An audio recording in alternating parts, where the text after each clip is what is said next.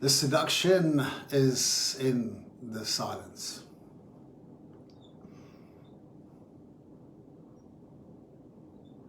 It's the art of presence. It's the art of the space between the words is as potent as the words themselves.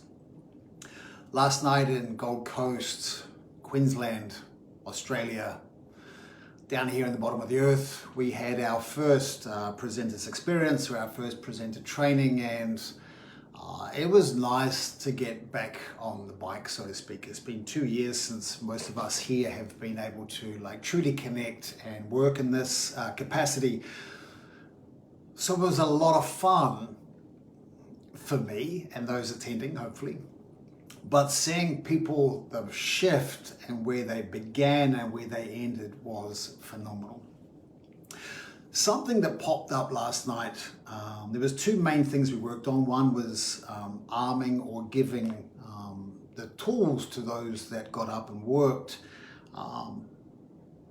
to help them articulate, to give them tools for their voice, to be able to make their voice this incredible tool, which is I think, one of our greatest tools as a presenter.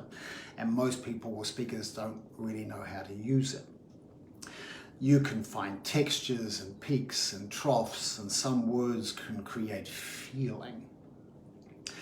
What we discovered last night, which was of no surprise to me, but of course is a surprise to most, is that when you're speaking, the real seduction is in the space between the words.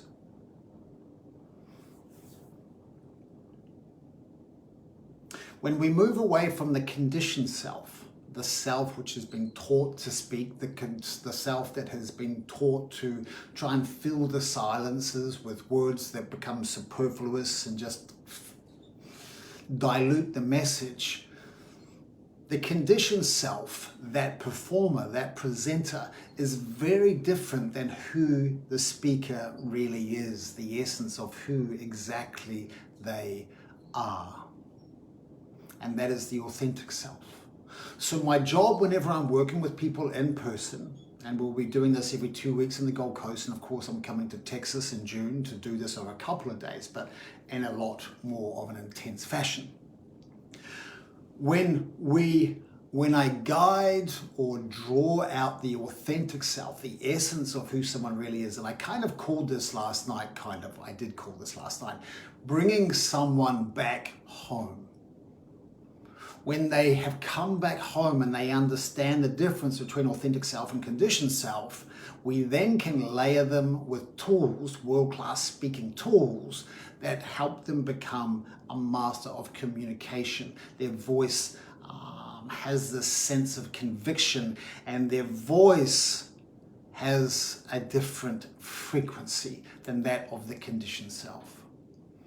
But last night, the potency, the seduction, was in the silence. I remembered last night why I do this. I remembered last night why I'm so passionate and obsessed about this. I remembered last night when I drove home and my heart was expanded and I knew the people that were there had gone through the same experience. This is a phenomenal craft. But the way that we have been conditioned, or the way that most people are speaking, is not their authentic self. It might be their perception or fantasy of what that actually means. But again, it's the conditioned authentic self. Whoa, that's pretty good. The conditioned authentic self is still very different than the true authentic self. And when those speakers last night stepped into or dropped into or became or were guided to becoming that true authentic self, their presence in the room was through the roof. And what we discovered was they didn't even have to speak to communicate to us. Their non-verbal communication was incredibly potent. And so the seduction was in the silence. The seduction was in the space between the words, because the space between the words is as potent as the words themselves. It was nice to be amongst people's energies again last night. It was so good to be refining those subtleties and nuances of the work. I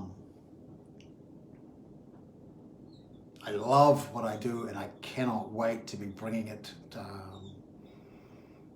to USA in June, and to Europe in July, and then back to Australia later on in the year. This is my obsession.